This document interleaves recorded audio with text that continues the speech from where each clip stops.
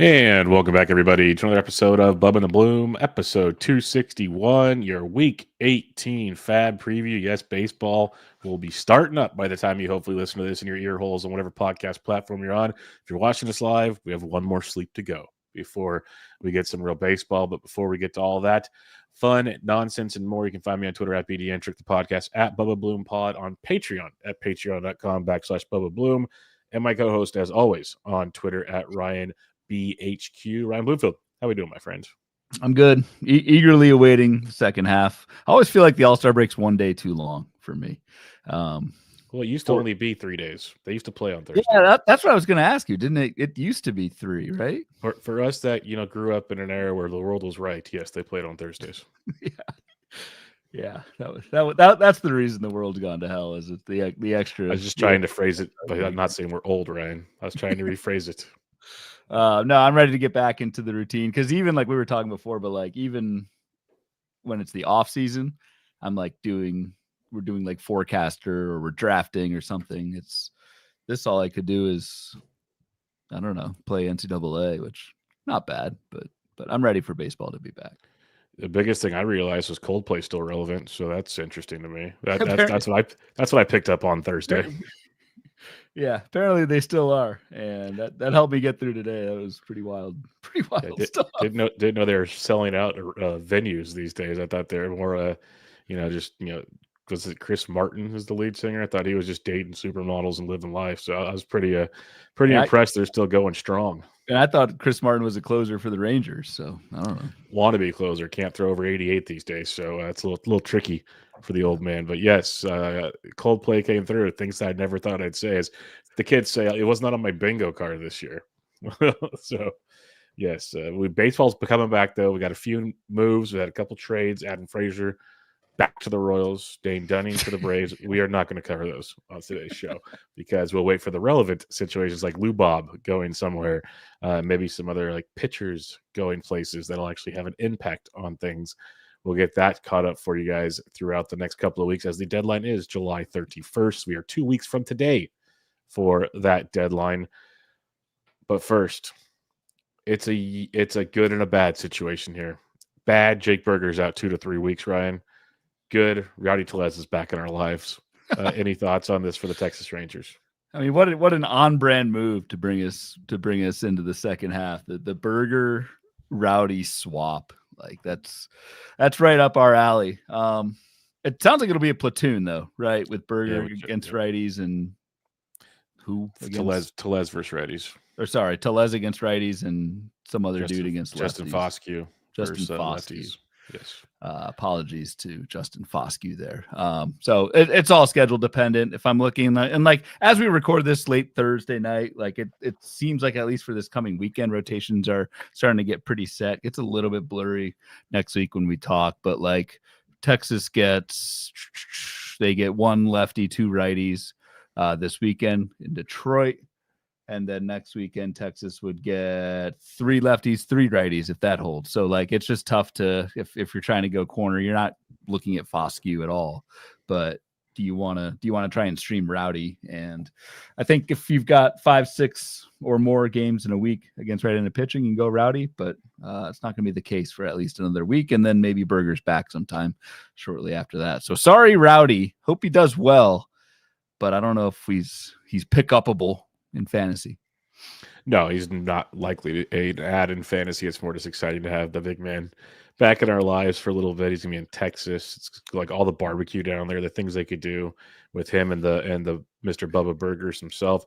I'm just more surprised, like with Burger's injury, he pinch hit on Saturday. He was in the lineup Sunday, got late scratched, and now he's out 2 to 3 weeks. I'm like, what the heck just happened to this injury with Burger? So we'll see how it plays out. Hopefully it's nothing too crazy, but he just keeps getting these little nagging injuries that are derailing as he's starting to actually hit the ball and it's starting to really get things going. So that's a big bummer there. Are you still holding on Burger? It's 97% rostered in NFBC 12 teamers, 34% started. Jake Burger. Yeah, if it's just 2 to 3 weeks, I'll hold. If there's a setback, we readdress that situation. But for now, I'm holding. As we've talked so many times, even on our first half positional reviews, first base sucks. So I was so happy when Burger came back the first time. I'll continue to play that game. I actually picked up Vaughn in a couple places this last week. That tells you the level of first base needs out there. And he's platooning, most likely, like not complete platoon, but he is sitting versus the occasional righty. So it's bad. So yes, I will be holding Jake Berger barring another setback.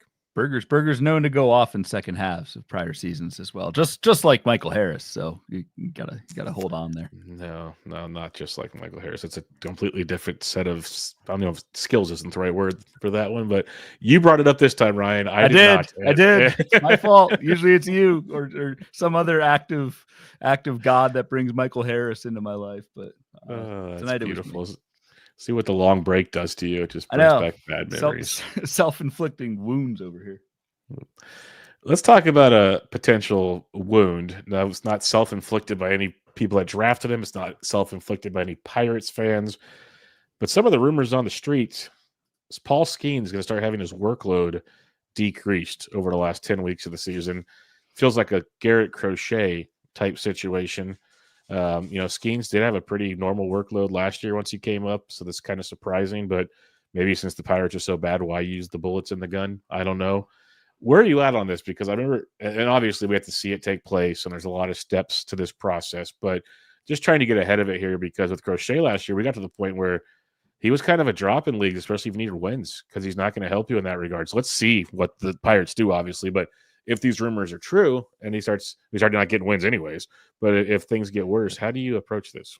I mean, that's one of my things is, is Paul Skeens even contributing wins to you anyway? He's got 4 wins in 20 starts, which is just, I don't know. Well, I do know how you're on the Pirates, but a 2.01 ERA in 20 starts and you've got 4 wins. So he's not doing much for you there anyway. Yeah, this all just depends. This was surprising to me too, for exactly what you said, Bubba. Like we didn't get this type of treatment from Skeens last year. So is it a 4-inning Crochet type deal, or is it, they're not going to let Skeens go 7 or 100 pitches? Maybe it's 5-6 innings and 80, something like that. So something to monitor, but I mean, you're not really doing anything about it. Like, you're not dropping Skeens, I don't think. Like, you're getting worst case 4 innings of really good strikeouts ratios and that sort of thing. And even like Crochet at the end of last year, he was still kind of valuable. He just wasn't getting wins. And I mean, that's same with Skeens all season this year.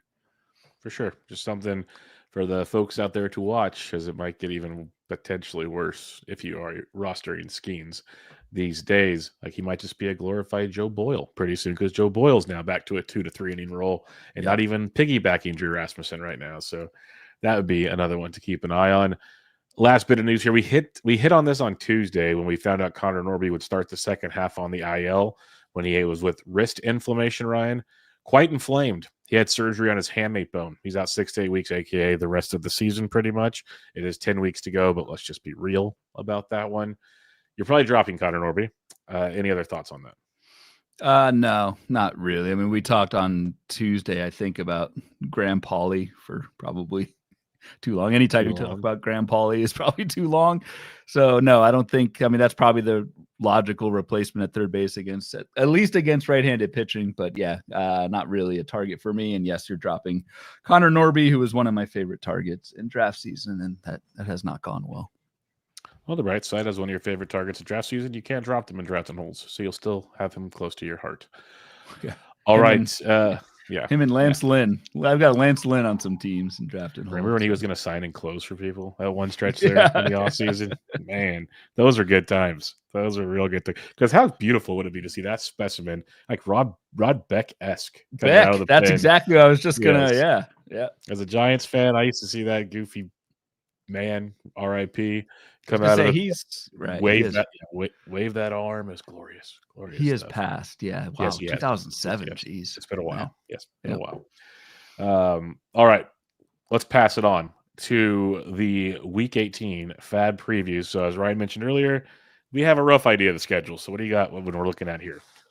So, I mean, yeah, we know the schedule, where we have a rough idea of the probables, I guess. So I don't know. We'll still kind of normally do our thing. I'm not going to focus, at least in some of the names that I'm going to bring up, might be just more of like a second half type of thing to keep an eye on. Because if we're playing the matchups, the lefty righty matchups with streamers, at least as we're recording, that this stuff could change a lot for next week. So grain of salt there, but it will not deter us from doing our thing. There are plenty of games slated for the first full week back from the All-Star break. You've got the Orioles and Blue Jays at 7. You've got no five game weeks. You've got Cleveland, Detroit at 7.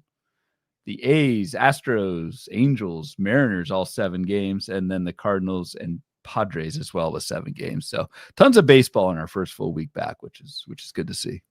As it should be. Another week without 5-game teams, which is glorious to see. And we'll start with the Baltimore Orioles, one of the 7-game teams on the week. They start the week with 4 at the Cleveland Guardians, 3 at home versus Colorado, which we always love to target, Ryan.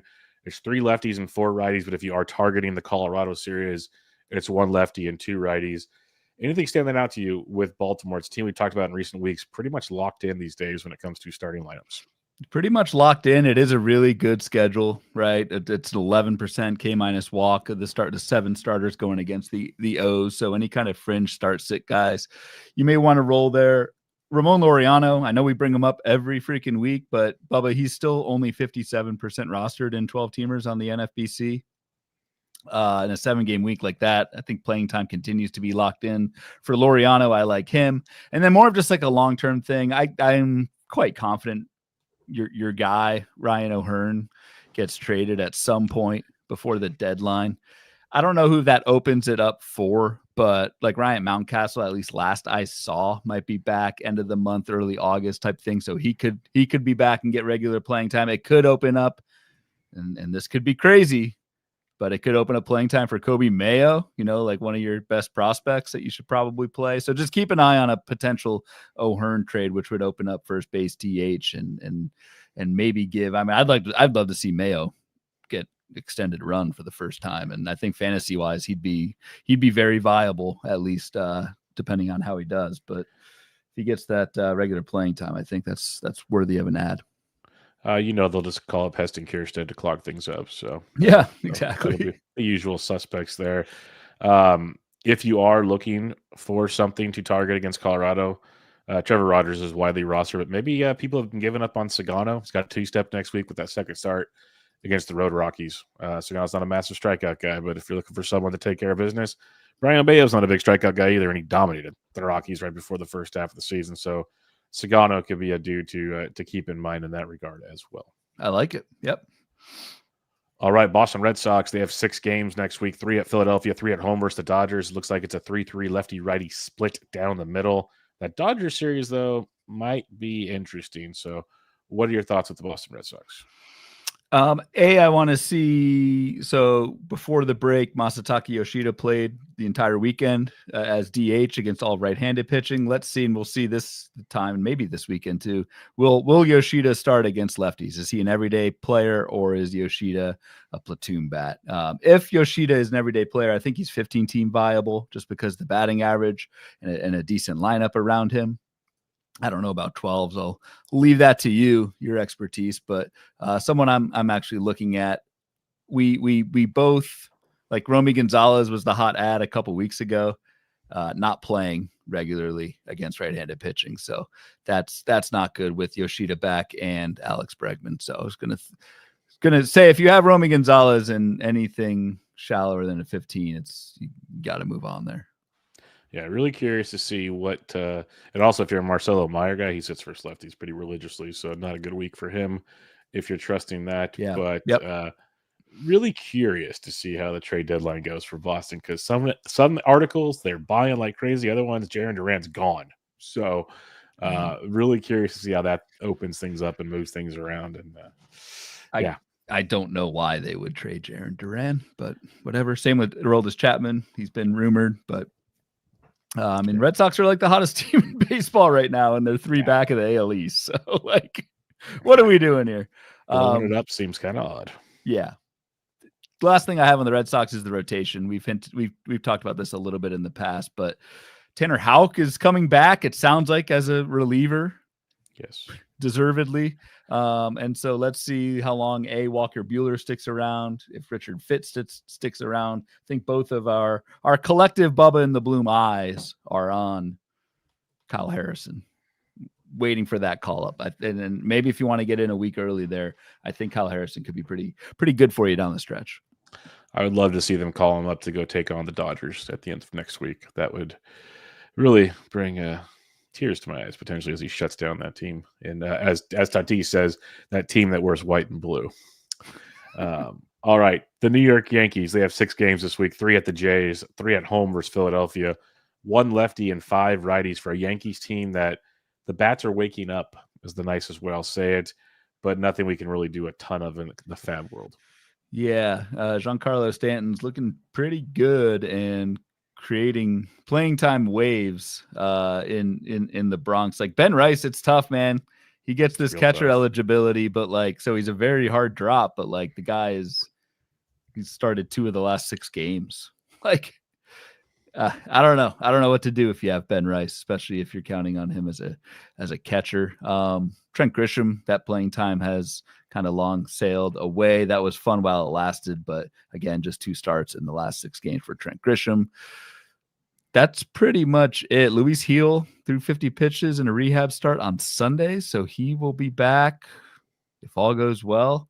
Maybe a couple more starts, and so let's see what happens to our guy Schlitz, Marcus Stroman. Who does Luis Heel replace in that rotation? That's the big thing. Is they're still saying Luis Heel likely 2 more starts. They're aiming for the end of July on that one, so we'll see how that plays out. You mentioned it before that Stroman's probably hurt. Schlitz should stick around. Heck, there's been rumors that Eel goes to the bullpen, so it's not like it's a done deal with him as well. Yeah. If he goes to the bullpen, would make sense, actually. Yeah, so there's a lot of ways this could, like if Schlitz just keeps pitching well, he'll force the hand, is what it feels like. He has to pitch well, and then it makes the decisions harder but easier at the same time, if that makes any sense at all. Schlitz is Cam Schlittler for new listeners of the show. Probably not many at this point, but that's our guy. Tampa Bay Rays, they go back to that minor league ballpark. 3 games at home versus the White Sox, which is always great. Then they go on the road for 3 at Great American Small Parks. This is a phenomenal schedule for the Tampa Bay Rays, one of the best on the entire slate. 1 lefty, 5 righties for the Tampa Bay Rays. So even a team that platoons a lot, at least it's a one-sided affair. Problem is, they're probably mostly rostered. Right. Did you see that the MLB said that if the Rays make the postseason, they're going to play their games at Steinbrenner? They get to stay at Steinbrenner Field. I'm so rooting for them to go to the World Series. So there's a World Series game there. Would love nothing more than that. I could be so good.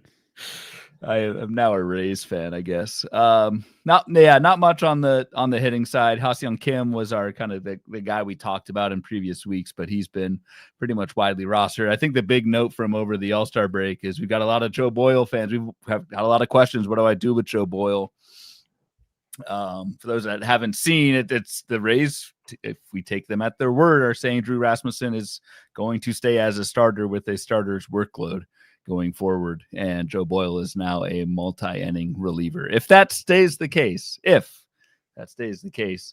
don't see how you could hold Joe Boyle. Yeah, it makes it very tough. They're saying it's going to be a 2 to 3 inning reliever, similar to what Rasmussen did last year, and some other guys that basically next season become really good starters. Is that the way the Rays work? And to your point, this is what the Rays have done mainly every season with these guys. So you kind of have to believe it when you're looking at it. It's a tough drop just because he's so darn good. But if he's not starting or at least piggybacking, it's a tough hold. Just remember he's an injury away from getting right back in there. So he should be the key word. And would it surprise us he comes out and starts something next week? Like I don't know. Can we trust what the Rays are saying here? So I don't know. If you have Boyle, if you can afford to kind of hold him for another week and just kind of see what Tampa Bay actually does, I think that's probably the best way to go about it. Agreed. If you can pull that stunt off, I would be much, much inclined to do so. Other than that, nothing too actionable, even on the pitching side. Like if you want the White Sox in that ballpark, Shane Baz, Rasmussen, Taj Bradley, pretty much all rostered. So it's dicey because Taj does better road splits than home splits. So not sure you really want to approach any of that going forward. Yeah. Toronto Blue Jays, they have 7 games next week, 3 at home versus the Yankees, 4 at the red-hot Detroit Tigers. And that's a tough pitching matchup there. 2 lefties and 5 righties for the Jays, who are also one of the hotter teams in baseball, hitting the All-Star break. But Not a whole lot. Like Nathan Lukes is actually swinging it really well. Like if you, at least in deeper formats, I don't dispose that, but other than that, not a whole lot here for me. Ditto. Actually, it's Lucas. I apologize, Lucas. Yeah. I don't have anything to add. Actually, I don't see much of anything with the Blue Jays. It's a fun week for them. Like that's a big Yankee series, and then going to Detroit. Those are two of the hottest teams in the AL. So big week for them. But FAAB wise, no. You buying Scherzer off the last start against the A's? I mean, you kind of have to until he breaks again, which could be at any point. But yeah. And then I'll throw this out there just for everyone that loves him and mentions him all the time. Eric Lauer has been really good. Eric Lauer faces the Detroit Tigers this week, who hit lefties very, very well. So I'm probably going to sit that one out. If you want to add him and just keep him as a bench streamer, knock yourself out. But just know that Eric Lauer's upcoming schedule is not great against Detroit this week, and then next week at Baltimore, who actually isn't the best versus lefties. Yeah. So that's not bad. But that Detroit Tiger start scares me. So if you want to get him and stash him, cool. Wouldn't get too excited just yet. And it looks Scott like, Burks, to your point, no Ernie Clement recommendations. That's just built in. Now, if you haven't listened to me by now, you're on your own island, folks. I wasn't even going to bring up Ernie Clement, and then of course Burks chimes in. We have to have an Ernie Clement every single time, don't we? And then Scott Slezak says, "Do you think Varsho's back next week?" Varsho was supposed to start a rehab earlier this week. I have not heard him start his rehab yet. He kept getting postponed. So, like in a perfect world, he's back next week, but he keeps getting setbacks. So, if you want to stash Varsho, I know people have been doing that of late. Go for it, because we know he has got really good power, speed, batting averages. If he's 50% rostered in 12s, totally support that if you want to do it. There's just no clear-cut answer on when he's actually coming back right now. Last thing on Eric Lauer, he's set to pitch against your Giants this coming weekend, and I like that start a lot. So if you're setting lineups on Friday, Giants struggle against lefties. So Eric Lauer, start him this weekend, and then probably bail for that Detroit start, and then put him back in at Baltimore if that's how it shakes out over his next 3 starts. Yeah, Giants are atrocious versus a lot of teams, but especially lefties. AL Central, Chicago White Sox, 6 games this week, 3 at Tampa Bay in that beautiful minor league ballpark, and then 3 at home versus the Chicago Cubs. 2 lefties and 4 righties for your White Sox. Are you going back to the Benintendi well? Always, man. I got to repeat myself every week because Andrew Benintendi is only 27% rostered in 12-teamers on the NFBC. So I like the week for Andrew Benintendi. If it is 4 righties, I'd like to see a little more, but I think he's gonna do well. And then I don't know. The only other name I've got is Colson Montgomery, just because he's a big prospect. I don't know, like short term, and he's playing every day pretty much. Is there everyday shortstop? A lot of Ks, not much speed, so you're kind of banking on the power and then passable plate skills. So it's really more of like an AL only 15-team play if you're desperate up the middle. But figured I'd give Colson Montgomery a shout just because the playing time's safe, and this is a pretty highly regarded prospect. I'll keep bringing up Lennon Sosa, especially in 15s, but yeah, maybe 12-team viable, especially with that first 3 in Tampa. Dude's hit 5 home runs over the last 3 weeks. Stole a bag as well. Hitting 250 plus more often than not. So that's a guy I have a ton of DC shares of, and I have some 15-team shares in recent weeks. In 12s with that, if you're really trying to play the half weeks right now, I love that first 3 games in Tampa Bay with Lennon Sosa. I like that. If we're talking stream against for the White Sox, Boz, Rasmussen, Bradley are rostered, and Managa, Boyd are rostered. Would you roll Cade Horton out there as a pickup in FAAB this week, assuming he starts against the White Sox? Yeah, we talked about that before the show, Ryan. Like if you look at your starting pitching planner, he has the 4th best set of matchups coming up here, and I do not care. So the Mrs. Bats, I'm rolling with Cade as a conditional in 15s. Well, in 15s, you need start. That's not the best. That's not a glowing endorsement. In 12s, you got to be pretty desperate, I think, at this point in the year, which maybe you're saying screw ratios. I want wins and strikeouts. Then, yeah, I could see the appeal in that case. Okay. All right. Cleveland Guardians, 7 games this week, 4 against Baltimore, 3 at the Royals. 1 lefty, 6 righties for the Cleveland Guardians, a team that doesn't change their lineup a bunch. But we mentioned this last time when the second half of the week was good for the right-handed pitching. Kyle Manzardo plays a lot, and he had a couple home runs last week, and he's 37% rostered in 12s. Yeah, I was going to mention Kyle Manzardo. He is a platooner, but it's 6 righties for Cleveland this week. And yeah, power's somewhat on the upswing lately. So maybe you want to take advantage of that. That's about it, though. Like I almost want to say Nolan Jones. I guess I just did, but like still not all that great. That's more of an emergency outfielder in 15s, but someone who will play and I think hit near the top of the lineup against righties. He's been hitting second the last 5 games. Yeah. He's moved up to the top of the order.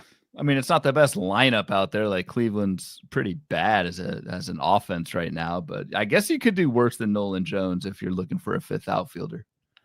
Well, I got this for you. Over his last 14 games, so 2 weeks into the thing, hitting 298, no homers, 4 runs, 3 RBIs, 2 steals. So he's got steals and hitting for average, striking out almost 32% of the time, which is less than ideal. 40% hard hit rate. So it's a deep league play. I could see it with the matchups is why I bring it up. Yes, it's funny. It's Nolan Jones. The overall stat line, not great.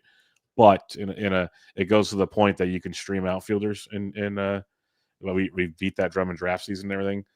I wouldn't completely throw him out, at least in the 15, as a guy that could sit there for the weekend. Some decent matchups there if you look at those Baltimore starts. Yeah, they're good matchups. Yeah. So I could see throwing Nolan Jones out there. All right, there we go. Good work. Done. Detroit Tigers, they have 7 games this week, 3 at Pittsburgh, 4 at home versus Toronto. 2 lefties, 5 righties. Tough set of matchups, but Tigers just hitting everybody these days, Ryan. So what do you have here? Yeah. So it is Skeens with the Pittsburgh. That is a tough go. I don't have much. Like I'm not too thrilled with what Parker Meadows has done this year, and even the playing time is starting to wane. So that's disappointing. Country music star Colt Keith leading off against righties, probably widely rostered in 12s. I want to say 88%. Okay, 88. Yeah. So I guess never mind, but check and see if Colt Keith is out there. But outside of that, man, I don't have much. Nope, there is not much to go off of there. That is for sure. Kansas City Royals, they have 6 games coming up, 3 at the Cubbies, 3 at home versus Cleveland, 2 lefties, 4 righties. Another one of the really solid matchups for the week, Ryan. So what do you like here from the Royals? Are you picking up Adam Frazier? I am not. Man, what a way to get the deadline stove boiling with that one. Adam Frazier. Who was he traded for? Wasn't it like shortstop prospect, like a 28-year-old prospect? Yes. Okay. So no, I'm not interested there. It might even block Mount Massey, who's starting a rehab assignment. Michael Massey, who my guy for some reason, but no, I would not recommend him. Actually, one name that I would at least just throw out there is Nick Lofton, hitting somewhat well lately, playing regularly at second base. Maybe that changes now with Frazier back in the fold, but Nick Lofton has at least been showing a little bit of power lately, but does have 3 home runs and a 198 batting average in 103 plate appearances. So why am I talking about Nick Lofton? So he has made fun of Nolan Jones, and we're talking Nick Lofton right now. So yeah. If we actually edited this podcast, we should probably remove that last 20 seconds of what I just said. I thought he was better than that. I wrote him up. He's playing a ton, and so he's getting the at bats. It's just a matter of do they do anything? And right now they're not doing much. It's like the whole poke with a stick. What do you say? Or it's the office space. What do you say you do around here? Yeah, he's a Bob. Yeah, Bob. Yeah, never mind. Okay. Disregard. This is not a pickup, but just in case you want some entertainment projected on Tuesday because they need a spot starter. Dick Mountain's taking the bump, it looks like, for Kansas City. 45-year-old Dick Mountain. So, wow. Yeah, I swear to God, I thought he retired. So did I. I was looking at the projected starters. He's in the minor leagues with them right now. So he's not even on the team. Yep. Wow. Because they can go 4-man rotation for a while with off days. They just need him to start that day, then they're good again. Probably till Reagans gets back, if all goes well. So yeah, if you want some entertainment, there you go. Real quick, just second half wise, like if the Royals are out of it, do they trade? They could trade Carlos Estevez. Yes, they could. He does have one more year on his deal, but that also could mean the Royals get back more in return for just not a half-year rental. So I don't know. Like I'm not saying go out and grab Lucas Erceg, but if you've got an extra roster spot and just want to kind of grab a closer spec or two at least and see it through the trade deadline, I wouldn't be that surprised if Carlos Estevez is moved. Yeah, no, that makes a ton of sense. Nick Lofton might get moved too. So Nick Lofton, make sure you have that. I had to throw some other name out there other than Nick Lofton because that was disastrous. Love it. Minnesota Twins, they have 6 games, 3 at the Dodgers, 3 at home versus Washington, 2 lefties and 4 righties. That Washington series is the 2 lefties and 1 righty. And it's Parker, Gore, and Irvin, so 1 tough lefty. The rest not too bad. What do you like with Minnesota? It's a team that pretty well rostered. One name, this was put in our Discord today in our news channel. Luke Keeschel is rehabbing, and Luke Keeschel was really damn good in a short stint when he was first called up, to the point where if Luke Keeschel is like 2 weeks away, I think that's a spot in deeper leagues you want to hold and stash that guy. So take a look, see what your flexibility is, see if Luke Keeschel is available if you're not an IL league, because that could be a sneaky decent ad on Sunday. I like that. He could take Brooks Lee's spot. He's basically on the bench these days anyway. He'll play. I mean, Luke Keeschel should play quite a bit. Sebby Matthews expected back next week, if you are even this weekend potentially. I've seen 2 beat reporters say he could either pitch Sunday or Monday is what it's looking for. Monday's the Dodgers, so don't worry about that, but he could be back. Bailey Ober rehabbing on Friday. Hey, let's at least. Or is he working on something else in the years? Let's just see what the velocity is. Let's just see what the velocity is. Because I do think that if it can get back up to what it was last season, and maybe the time on, maybe Bailey Ober was pitching hurt and just needed some time off, would not completely rule him out. So that's all I'm saying. If you need a guy that's 18% rostered to stream and pitching this week, Simeon Woods Richardson takes on the Washington Nationals. Richardson, he goes about 5 innings every start. He doesn't go deep, but he's allowed 3 earned runs or less in 6 straight starts. Not a master strikeout guy, but the ratios have been pretty darn solid. He's got 3 wins in those 6 starts, and it's a good matchup for Washington. So SWR is at least – he's on my FAAB list most weeks now as like $1 or $2 guy if you need someone to, in the right matchups. And this is a good matchup week. Sacramento Athletics. They have 7 games this week, all on the road. 3 at Texas, 3 at Houston, 3 lefties, 4 righties. I don't have a whole lot for you here. Nothing on the lineup. I do want to throw out rotation-wise Jack Perkins, who's I think pretty good as a prospect to begin with, and has looked good. I think it's like 27% strikeout minus walk in AAA this year. Very good. Pitching out of the bullpen since he's been called up. I think he's thrown like 9 innings, but in like 3 inning stints. And I think Jack Perkins is a candidate to move to the rotation. And if that's the case, I would even consider Jack Perkins in 12s. I know the park is tough and this time of year is tough, but Jack Perkins has some decent skills. And in a time where we're looking anywhere and everywhere for pitching, I think Perkins could be a sneaky good ad this week. It's pure speculation, but he's projected to join the rotation and get a 2-step next week if he joins the rotation. So to your point, yes, that does check the quote unquote boxes. I'm just curious what the A's will actually do to because I could see them go with Osvaldo Beto. I could see them go. There's a bunch of. Well, that's your guy. Beto. Not this year. He was last year. I have not been on him once this year. We've moved on from that party. But yes, it should be Jack Perkins. They have been very good about giving these young pitchers opportunities. They usually get hurt or something along the way. So I don't think that's a bad call at all. Well, and they could also, they could trade Luis Severino.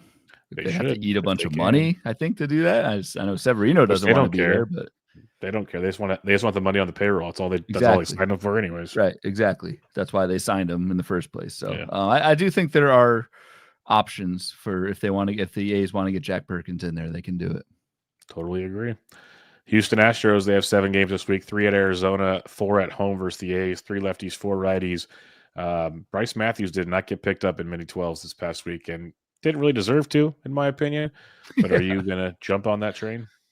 I mean, I like him more than Nick Lofton, so we'll do that. Okay.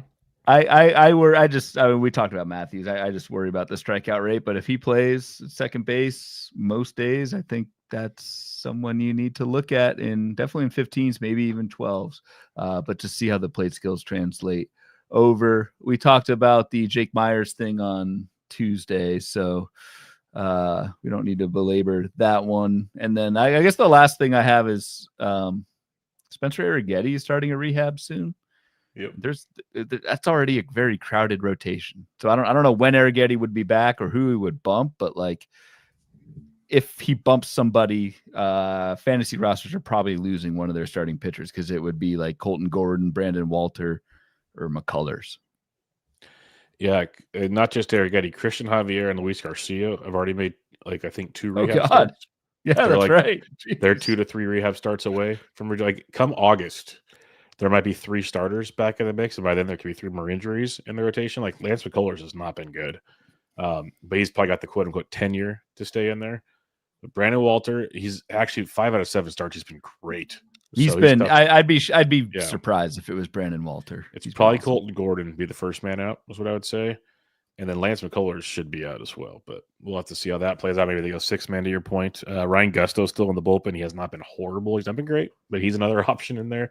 Like the Astros have reinforcements coming, to your point, which will make that situation quite interesting. And supposedly on Thursday, Yordan Alvarez saw a hand specialist. We have not seen any bit of news on that. I was checking about 8 o'clock tonight to see if we saw anything, and nothing yet. Shocker when it comes to the Houston Astros. I'm just like numb to any Yordan Alvarez update. It's just like whatever, which could be to my detriment because watch him come back and just rake for the last 6 weeks. But yeah, I don't know, man. You've enjoyed the last 2 months of your life. I'd be numb to it too. It's a lot easier that way.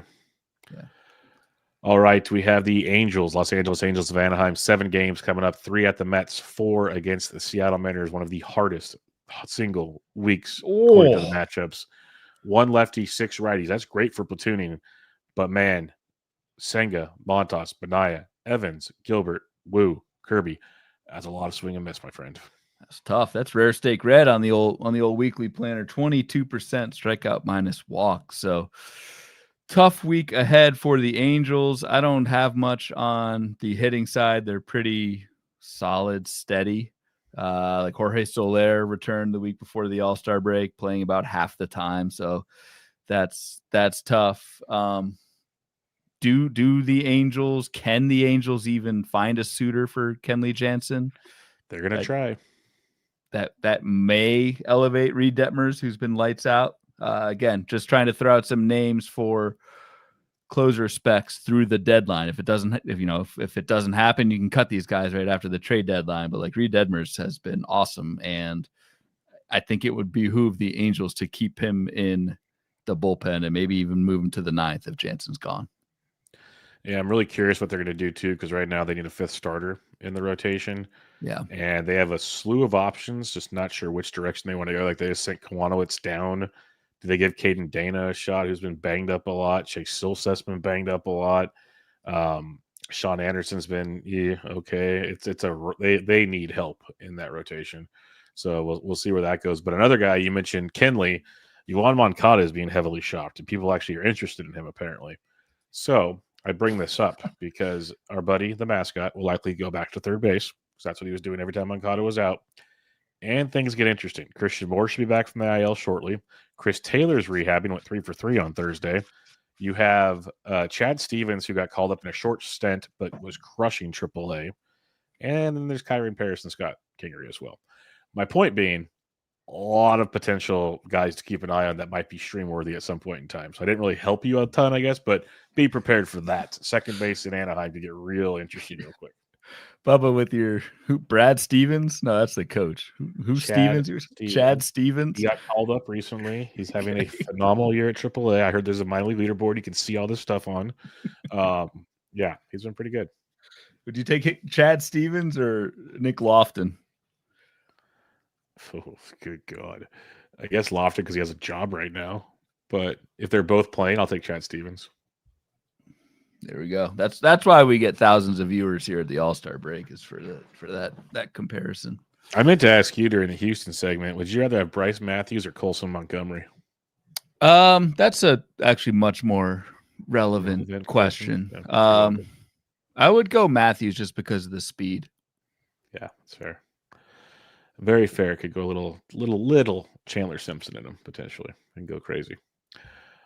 Seattle Mariners, they have 7 games coming up this week, 3 at home versus Milwaukee, 4 at the Angels, 3 lefties, 4 righties for a Mariners team that I don't really like the platoon options to begin with, and now it's not great. Yeah, the platoon options are okay. I mean, I like Dom Canzone quite a bit, actually. So I like him. Luke Raley's been, Cole Young has not been good. Tough to roll with those guys in a 4-game righty week if that's how it shakes out, if that's how it stays. So I don't really have anything else on. I mean, the rotation's pretty stable. Logan Evans, I mentioned him earlier. He is the 5th starter for the Mariners right now, and I think he's a kind of a streamable option depending on who what the matchup is. So outside of that, let's just hope for another J-Rod second half. Go from there.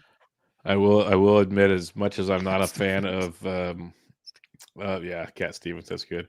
As much as I'm not a fan of Cole Young, he actually had 2 home runs last week, so he's trying to make me eat my words is what he's trying to do. But yeah, still not on board there. All right, the Fighting Rowdy Tellez's, the Texas Rangers. They have 6 games this week, 3 at home versus the A's, 3 at home versus Atlanta. As you mentioned earlier, 3 lefties and 3 righties. So I'll enjoy watching Rowdy on MLB, the plan I have, but not on my rosters. Not on your roster. I don't see anything actionable, honestly, for Texas. Nope, nothing real actionable at all. The only thing you hate me for this probably, but I'm going to keep mentioning Patrick Corbin because he keeps pitching well, and he has more great matchups. Ryan, he's got the A's at home and then at the Angels, like back-to-back weeks. They're 1 start a week, but he keeps getting really good matchups, and he's the lefty Michael Walker right now. That's what he's doing. So he's running. I will say, like, Corbin is running absolutely pure with these matchups lately. And honestly, like, yeah, I don't know. Last 5 starts, Corbin has a 15% strikeout minus walk, 13% swinging strike. What am I doing? I'll keep stop going. there. Keep going. You're doing great. I'm good. Yeah. Okay. Well, just threw that out there. Then I will say Kumar Rocker's 62% roster, but dude looks a lot better over his last 4 starts. Kind of pitch mix changed up a bit, and he's starting to look a lot better. So looking for a strikeout upside guy, still volatile, but Kumar Rocker's been pretty good. Yeah. All right, let's head to the National League. The Atlanta Braves, 6 games, 3 at home versus the Giants, 3 at the Texas Rangers. All righties on tap for the Braves, a team that needs to find a pulse quickly. And I don't think they're going to find it given their recent rotation debuts in Davis Daniel, my guy from last year with the last name as a first name and a first name as a last name. He's resurfaced with the Braves, and now you've got Dane Dunning in there. Like, I maybe this turns around for the Braves and they're not sellers, but I don't see a world where that happens. They're 11 games below 500, 12 and a half back the division. Like, I don't know. Like, I don't think Marcell Ozuna's on the team after the trade deadline. I think they got to move him, which should open up. It should, I don't know. Could they move Drake Baldwin there at DH? Give him half the catcher reps and then DH, and then you've got 1 catcher league relevant guy there. Nacho Alvarez is up in place of Austin Riley. Not super thrilled there, but the playing time will at least be there while Riley's out. That's about all I have outside of the Michael Harris second half we're about to embark on. Sorry, you're breaking up on that one. We talked before the show. So you mentioned Davis Daniel. It's Davis Daniel, Bryce Elder, Spencer Strider, Joey Wentz, Grant Holmes. That's the starting 5 for the Atlanta Braves. And how much how much do they push Strider if they're out of They it? shouldn't. Right? Like, does Strider pitch in September? Like, if I have Strider on my fantasy team, you're rooting hard for the Braves to stay in contention. Like, he hasn't been Strider this season, but like still you're counting on him. But like I could see that experiment saying we're good. We're good, Spencer. Let's see you back in 2026. Yeah, it's murky water. I was looking at him for matchups for Friday, and like he's given up 3 earned runs or less. The strikeouts have been better. He struck out 11 his last start. Strider. He's got 2 really good strikeout games, but then other ones not much. He's walking usually like almost 3 a start. The last couple starts, giving up home runs again. Like it's the Yankees on Friday night in the Bronx or at Atlanta. So we'll see how that one plays out. Looking forward to that. Miami Marlins, one of the hotter teams in baseball. 3 at home versus the Padres, 3 at the Brewers. 1 lefty, 5 righties. Very good matches according to the numbers. Most of these guys are rostered unless you are a Liam Hicks fan. Yeah, I don't know how many Liam Hicks fans there are out there, but yeah, it could be an option in a right-hand heavy week and a great schedule. 10% strikeout minus walk for the starters going against the Marlins. Jesus Sanchez is not really a FAAB thing, but I know at least on my teams, he's a weekly start or sit question, hitting second against righties. I'm putting Jesus in all my lineups. Kyle Stowers is one of the best hitters, one of the hottest hitters entering the break. You're obviously rolling with him there, but those are the 2 big names for the Marlins that I'm not picking up. They're widely rostered, but you're starting them. Yep, totally agree on that. What about we know about Jansen Junk? He pitched well again, didn't he? He did throw well again. I can't buy it, but he's got at Milwaukee, a team that's what I was going to look. Not a walk in the park. So he's got the Yankees the following week. I'm probably still just going to avoid it and hope I'm right eventually on that one. Yeah. Gets the Jansen Junk at least as of recording scheduled to face the Royals on Sunday. Like this current lineup period. So I think you want to roll with Jansen Junk in 15s for the current week that we're in, and then maybe against Milwaukee, depending on how he looks.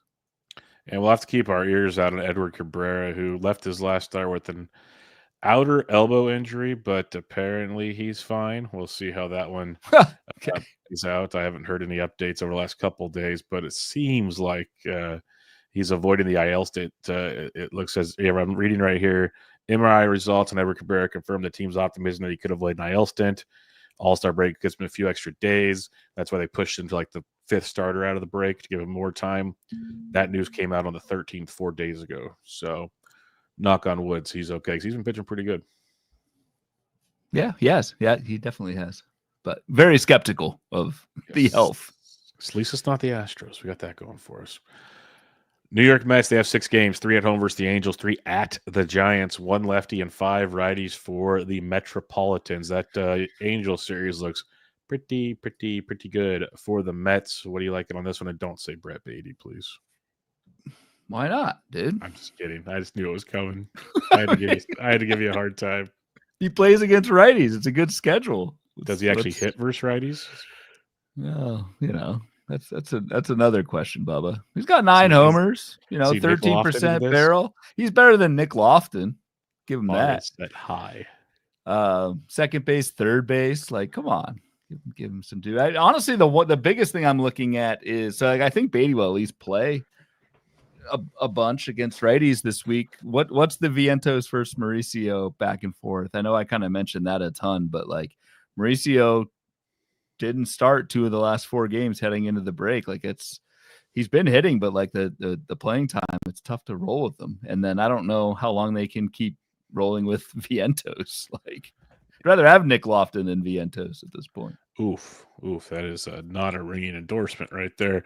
But yeah, no, the playing time is very, very not good with this situation. You mentioned Mauricio and Vientos. They called up Luis Angel Acuna. He's getting next to no playing time as well. Yep. But he's there to make it murky, is what I'll say. So yeah, if they're not playing Mauricio, that is less than ideal on that one. He's still playing more than Angel Acuna. I'd try to hold on a little bit longer because Mauricio is hitting to your point where Vientos is not. But they're both playing. Vientos played 4 straight entering the break. And yeah, that's a tricky one. I'd like to see something in the first half of the week to get me excited about that, but I don't know if we will. To your Brett Beatty point, over the last like 2.5 weeks, he is hitting 283 with 1 home run and 1 steal. So there we go. He's hitting with average, kind of like Nolan Jones. Welcome aboard the bandwagon. I don't even like Brett Beatty that much, to be honest with you. There's not a chance I'm on that bandwagon. So I cannot fit on said bandwagon. We'll just go with that. Anything else with the New York Mets? Sean Manaea came back over the weekend. He's starting on Friday. He struck out 7 and 3 1/3. Clay Holmes is a little rocky these days. So are we jumping off that ship? What do you think with the Mets? Yeah, I am jumping off the Clay Holmes ship. The skills have pretty much tanked over the last month or so, and he will be far into uncharted workload territory in the second half. So, I mean, I guess in like non-trading leagues or whatever, like I guess you still roll them out there until something breaks. But yeah, Clay Holmes, I don't know, not too thrilled. But yeah, the Manaea news was good. He's starting first game out the break, like you said. Like that's a really good sign. And for those who held all this time, Sean Manaea, think you're going to be rewarded with a nice second half. Seems to be the case.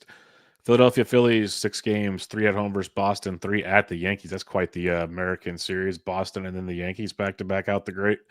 1 lefty, 5 righties for Philadelphia, team that just plays the same dudes over and over and over again. Yeah, it's interesting. The Boston Yankees series, like the matchups are super favorable outside of Carlos Rodon. Naturally. Dick Fitz, Buehler, Giolito, Will Warren, Rodon, Stroman. Like it's about as pure as you can run there.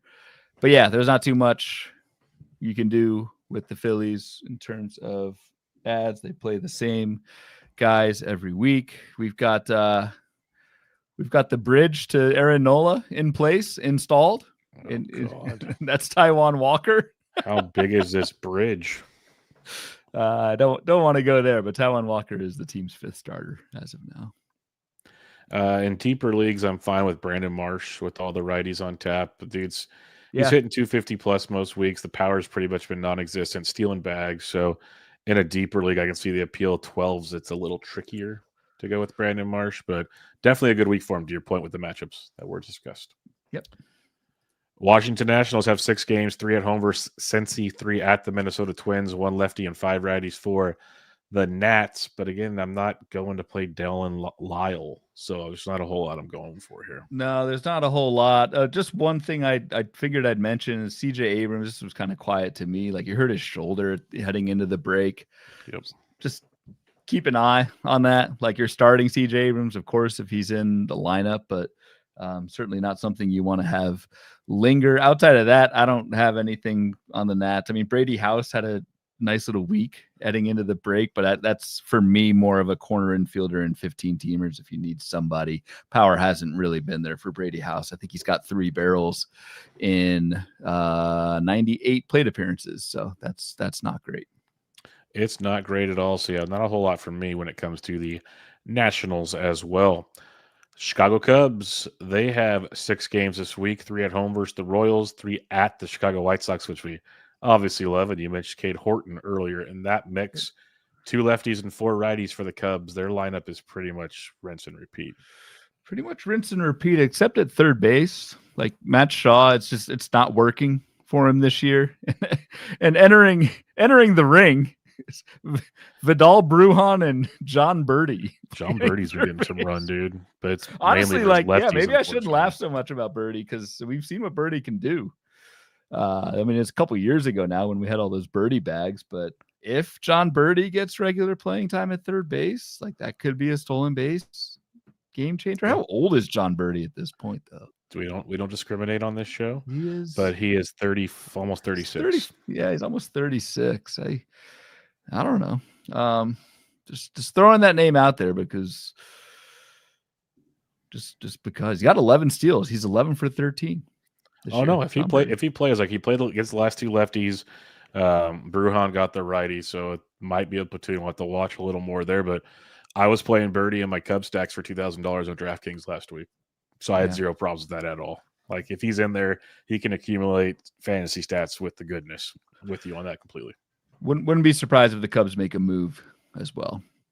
Yes, to shore up third base as your guy Uncle Ted mentions Ryan McMahon plus Shaw platoon could work. So if he's mentioning it, it probably won't work. So let's go to the Cincinnati Reds on this one, who has 6 games this week, 3 at Washington, 3 at home in Great American. All righties on tap for Cincinnati. Your boy Jake Fraley's back, if that interests you, but he sat the last 2 games out of the break after coming back from the IL. Will Benson is still getting action. Gavin Lux. Where are we going here? I don't know if you're going anywhere. Like, unless Fraley, let's see if Fraley plays this weekend. I don't even know if Fraley's good. I just like him.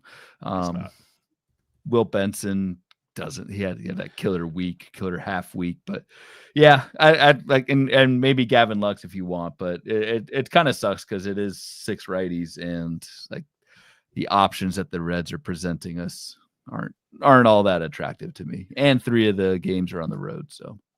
Yeah, and I'm glad you mentioned that because, we've done this Lux, Benson, Fraley thing the last couple of times they've had, and they're not very good. They might have one good game, but as a whole, you probably have better streaming options out there this week. Yep. The Milwaukee Brewers, they have 6 games this week, 3 at Seattle, 3 at home versus Miami. All righties for the Brew Crew as well, which slightly interesting. We have Jake Perkins is going to start the no, that's up for debate still. He has a grade 1 hamstring strain. They're hopeful he's back on Friday. I think that's Sal Frelick. Sorry, not Perkins. I was going to say Frelick, right? Sorry, Frelick. Yes, they're hopeful he's back Friday with a grade 1 strain. I thought they just put him on the IL, retroactive. He comes back next week, whatever. Keep an eye on that. That might free up something in the outfield. But other than that, what do you like with Milwaukee? Not much. Honestly, one thing I'm looking at is Andrew Vaughn's playing time. Tough week for Vaughn potentially. Right. Yes. Like, and he was added widely this past week, had a great week heading into the break, but may not play against righty. Like, he's not going to, I don't think, not start any game, but like Jake Bauers could get the majority of reps against right-handed pitching. So would you pick Bauers up? No. It's more just like if you just picked up Vaughn and you feel like you need to start him, it may not be the best week for him. That's a very, very good point. Because it's probably not good. And if you have Jacob Mizorowski, just keep pitching him. The guy's awesome. Just go throw it out there. Dude's freaking amazing. Yeah. Quinn Priester's pitching well. The whole rotation is pitching well. So most of them are rostered though. Just thought I'd throw that. I did not realize the Brewers. Wow, they're 16 games above 500. They're 1 game back of the Cubs. I did not realize that. Yep. Wow. And they still have maybe one of their best starters in the minor league, in Logan Henderson. So big boy stuff happening there. Jose Quintana keeps pitching for them. Well, and they're doing it all without Garrett Mitchell. So and a wounded King as well. Wounded King. That's right. Wounded William Contreras. Yes. So the impressive stuff they got going on there in Milwaukee. Pittsburgh Pirates have 6 games, all at home, 3 versus Detroit, 3 versus Arizona, all righties for the Pirates, but really doesn't matter. No, it doesn't. This lineup's atrocious. I mean, the thing I'm looking at second half is this the year they trade the hometown David Bednar somewhere? I don't know, but you may want to take a stab at Dennis Santana, who could get traded himself as well. But I think Dennis Santana, who got in a fight with a fan in the bullpen. But then it turned out it was the fan's fault, so he got supported on that one. Yeah, still though, you gotta rise above, Dennis.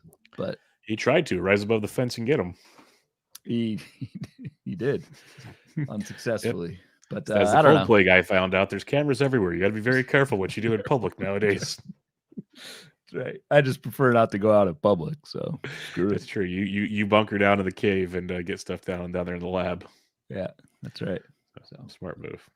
So yeah, I don't know. I'm just throwing Bednar out I feel like they should trade David Bednar, but they haven't the last couple of years when it would have made sense. So why would they do it this year? But rumors are swirling around David Bednar, and that would open up a spot for at least a few saves. That is true. All right, St. Louis Cardinals, they have 7 games this week, 3 in Coors Field, which is a 5.6% K to walk with that team, and then 4 against the Padres. It is 2 lefties and 5 righties, and 2 of those lefties are in Coors Field, if that matters for you. But Nolan Gorman's facing lefties and righties. Now, he's a little banged up, but I think he'll be okay. Anything else you like here with the Cardinals? No, it's a great schedule. It's just a lot of these guys are just doing their thing. I mean, Ivan Herrera, that's the big one, right? Was activated. Weirdly activated before the last game of the All-Star break. They got on a Sunday. Why would you do that? Yeah, bizarro world. And I guess he's not going to catch. Nope, supposed to DH the rest of the way. So full time. That's what they're saying.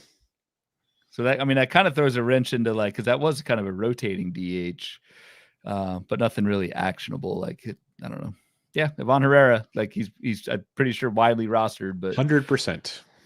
But it's a nice landing spot week for Ivan Herrera. Most definitely. All right, the NL West, the Arizona Diamondbacks, 6 games, 3 at home versus Houston, 3 at Pittsburgh, 3 lefties, 3 righties. Not much for me here. I'm gonna stick my neck out for your guy. It's a little bit of a spec play, but Adrian Del Castillo, I think will be up certainly by the trade deadline. Well, did you see what I put in the Discord about an hour before the show? Yes. Okay.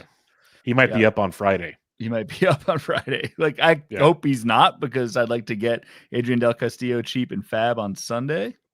Though if he doesn't play, he might not be eligible, depending on what site you play on or whatever. But I really think Adrian Del Castillo, I believe he should be catcher eligible still.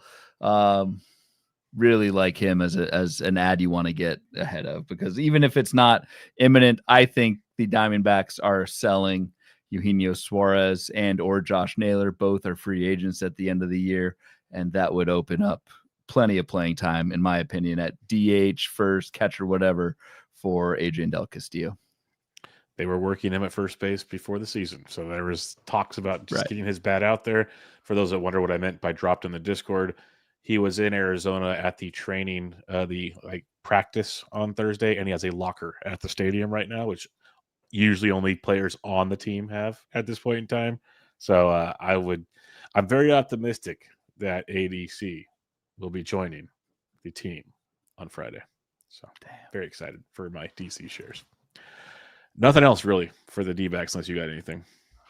No, I was shut out tonight on Kevin Ginkel and Tout Wars FAAB, which may be a blessing in disguise. Addition by subtraction. For 2 reasons, because Shelby Miller is going to start a throwing program. His second opinion required which I didn't know. I did not know that. But the other reason, for Ryan's sake, is I love to say when Ginkel's ruining his outing that he's ginkling down his leg. So I just would probably text that to Ryan if he actually rostered him religiously. Now he gets to avoid that coming from me. Yeah, thank God. Yes. Colorado Rockies, 6 games, 3 at home versus St. Louis, 3 at Baltimore, 2 lefties, 4 righties for one of the worst offenses in all of baseball. Yes. And thus I don't have much. Mickey Moniak was hitting pretty well entering the break. Our guy, the good doctor, Doc Luke, you might want to pick up Mickey Moniak against right-handers when you can. Outside of that, is Thairo Estrada healthy? That's one of my questions coming out of the break. Missed the 5 games leading into the break. Estrada did. So I want to see what's up with that. And then just a general hope it's a really good second half for Brenton Doyle. I think it'll be a nice turnaround for him. Really hoping for the second half. Yes. What the Thairo thing is just silly. Why not put him on the IL? And then Moniak I would pick up. I was preaching Moniak and Freeman last week because they had 3 games out of the break, 3 games to start this next week. So you get 6 Coors games with those 2. Moniak's still 55% rostered and 12s. Freeman's like over 94%.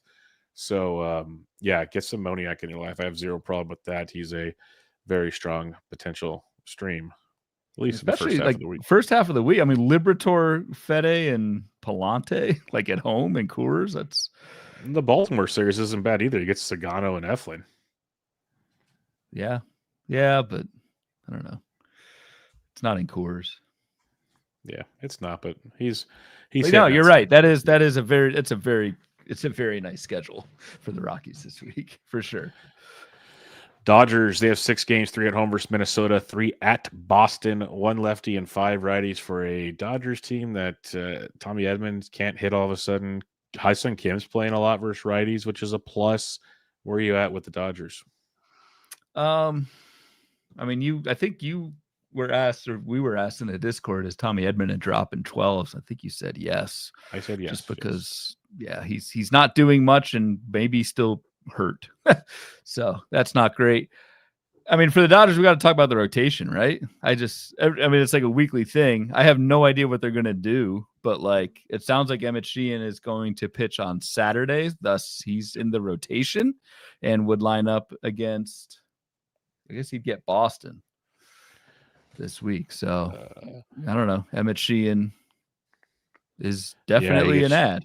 You get Sheehan next Saturday, also against Boston. Be Saturday if things line up the way it's looking. And Blake Snell maybe comes back the following week as well. So who's out? Like someone will get hurt, sure, but like Yamamoto, Ohtani's stretching out. Is there some kind of piggyback there? Dustin May, he hasn't been good. You're not going to boot Glass now. You're not going to boot Kershaw. I don't know. What's weird is when Snell comes back on RotoWire's grid, they have Ohtani out because they must just have him opening or something. Yeah, it's a lot of moving pieces for a team that doesn't stay healthy, so this might work itself out. Exactly. So it's probably not worth spending that much time on. It's really the actionable thing is Emmett Sheehan. Like he's probably widely rostered, but he sounds like he is in the rotation for now. And Blake Snell coming back soon for relief. And the other one I'll mention, Blake Trinan will be back this week, and Tanner Scott has the most blown saves in baseball, so Blake Trinan will get some ninth inning rolls, in my opinion. Yeah, you're too low on Tanner Scott. Blake Trinan was already getting chances in the ninth inning before he got hurt. Tanner Scott's still good, man. Blake Trinan's very good too. Yeah, he'll get. I agree. He'll get some spot saves. Yes. So don't sleep on that one. San Diego Padres 7 games all on the road, 3 at Miami, 4 at St. Louis, 1 lefty and 6 righties for the Padres. What do you got? Sheets is back. Dad strength. Yes, the Sheets. They're cleaning Sheets regularly right now because of the baby. Yes, they are. Congratulations to the Sheets family on the addition of their little one. Hopefully that parlays into a nice second half there. Outside of that, they're in trouble, man. This rotation outside of Pivetta, it's not great.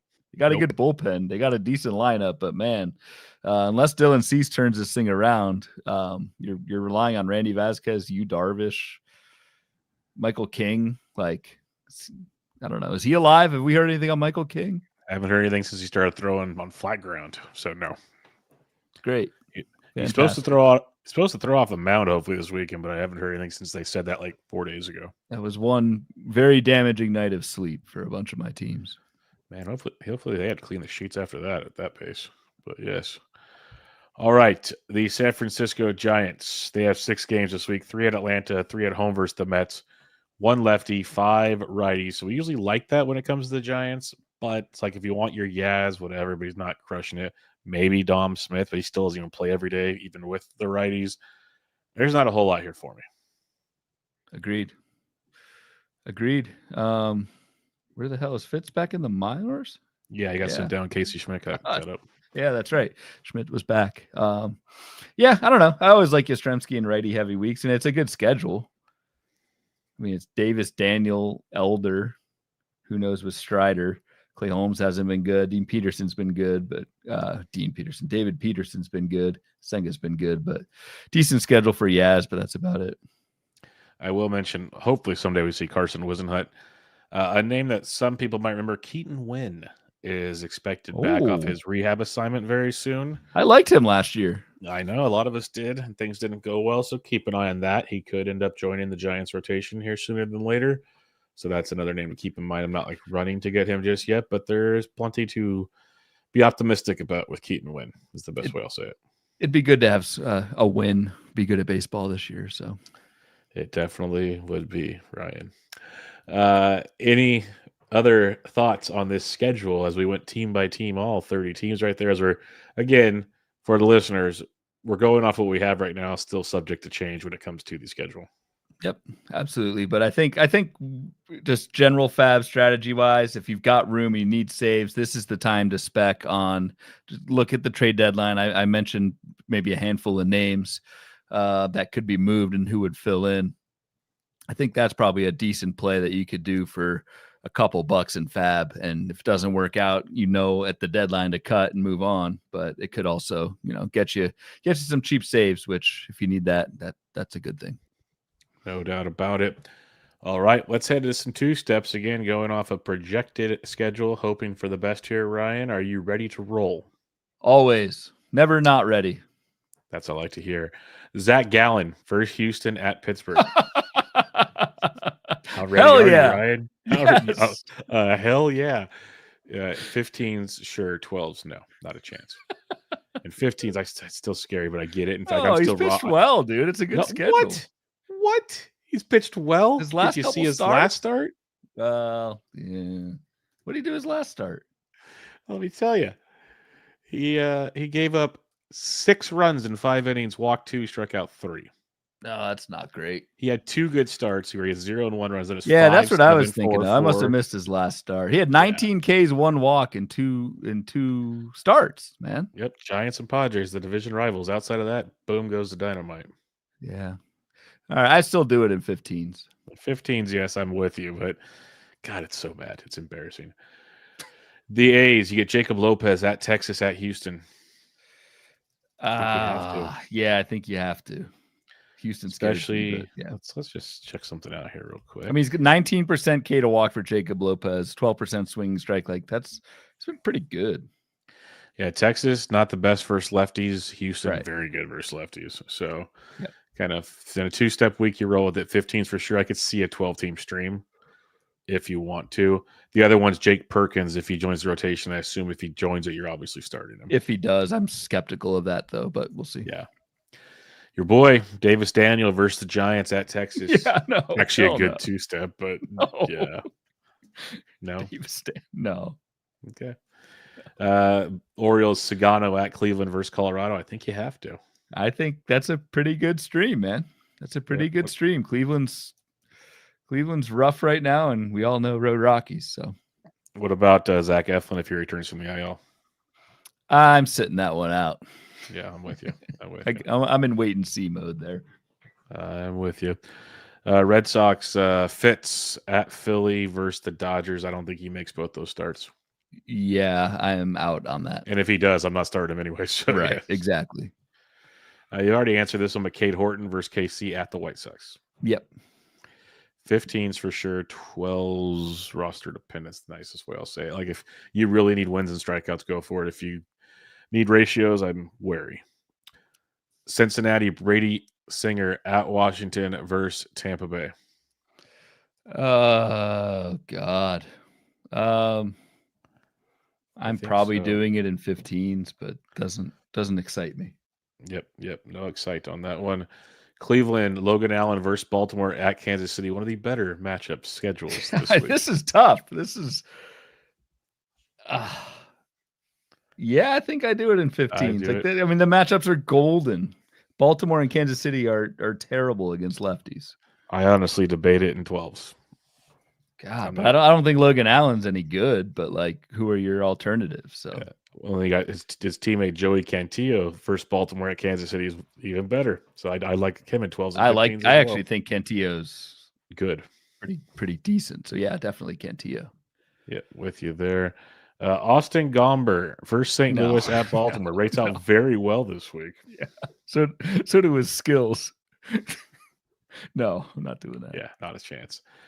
Detroit, Casey Mize, you're starting.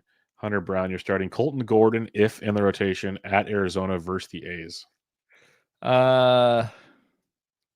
Probably. 15s, yes. 12s, no.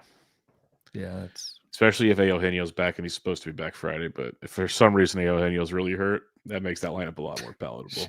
My guy plunked him in the All-Star game. Yeah, Shane Smith. Everybody on Twitter. This is why the White Sox didn't deserve someone in the All-Star game. So on brand, man. Yeah. Yeah, we suck. So let's just injure one of the best stories in baseball. Kyle Hendricks at the Mets versus Seattle. No, you don't need to list opponents. Carson Fulmer at the Mets versus Seattle. No. God. Lord. The Angels. Miami, Yuri Perez. Yes, he's been awesome. You might get a Woodruff at Seattle versus Miami because they have Nestor Cortez pitching. He still needs like 2 more rehab starts, so that is not going to happen. Yeah. So Woodruff maybe at Seattle versus Miami. Yeah. Yeah, he's auto start. Yep, just making sure. Potentially, no, that's not going to. There's a lot of what ifs with Minnesota, so watch that. Kota Senga versus LA, Angels at the Giants. Yep. Marcus Stroman at Toronto versus Philly. No. Hell no. Oh. Zach Wheeler's a yes. Mitch Keller versus Detroit versus Arizona if he's wearing a Pittsburgh uniform. Yeah. That's a really tough schedule. Both those teams crush righties. So I think I would bench Keller in 12s. Yeah, 15s he's going though. Padres, you're not playing Randy Vasquez or Kolek. I'm just going to move on from that. Brandon Wu and George Kirby are pitching. Landon Roop at Atlanta versus the Mets. He's been really good, but it's a tough schedule. Yeah, he's been pretty good. I'll do it. That Braves offense doesn't scare me, man. Yeah, that's true. And they'll probably rope him now that I said that, but it's really not a good offense right now. Yeah. I'm starting him. I'm starting him in 15s. Starting him in both. We're rolling with the Roop train. Okay. Yep. Wow. Matthew Liberatore at Colorado versus San Diego. Yes. Yeah, I'm doing that. Eric Fede at Colorado versus San Diego. I am also doing that. All right. Yeah, I'm not. Never mind. Aggressive no, I got him screwed up with Eric Lauer. Never mind. Okay, I was about to go. Eric Fede usually despises. Eric Fede sucks. No, I'm not doing that. Shane Baz, you're starting. DeGrom, you're starting. Gossman versus the Yankees at Detroit.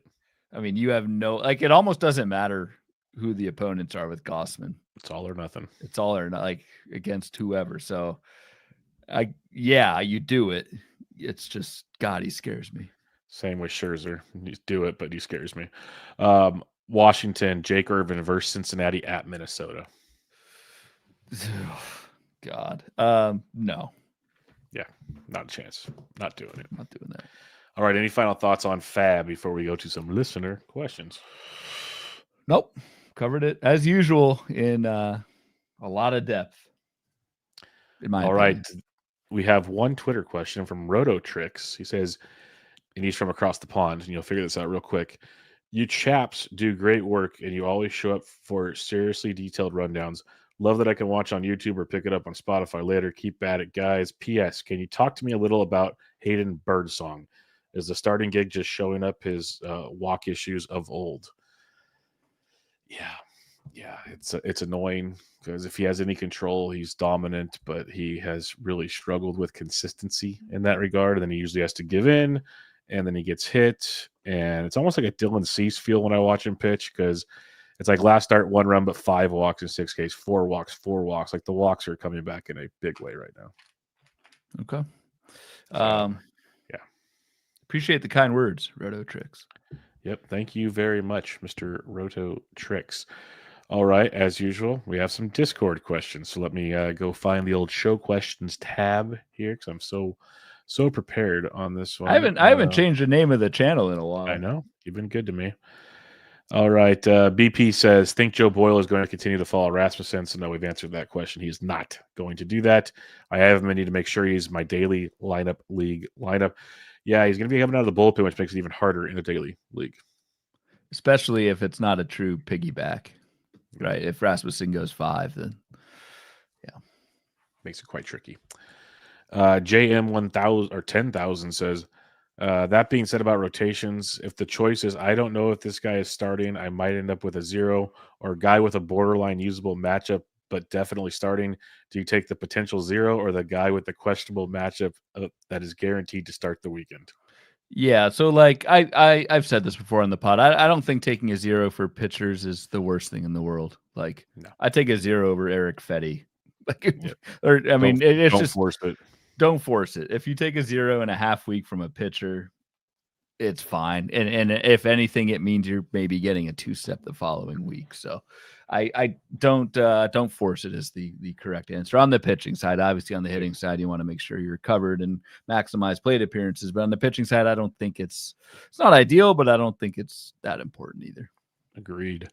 And then Adam BR says, coming off the All-Star break, do hitters or pitchers tend to outperform their up-to-date stats.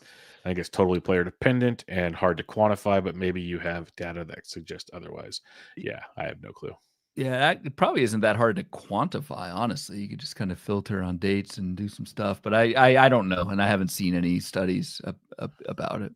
I'd say it's completely player dependent. I would like are they hurt? Well, and like, I mean, players go on hot streaks, cold streaks. Is it because Yes. of the break, or is it? And I know everyone talks about like the home run derby cool down. It's like, well, a lot of these guys are in the home run derby because they just had an epic first half, and like, yeah, you're gonna cool down from an epic first half anyway. So it's just like so many variables there. I pretty much ignore it.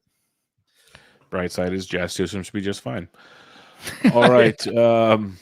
That'll do it, my friend. Another one in the books. FAAB preview, questions, you name it, done and done. Anything else before we head out of here?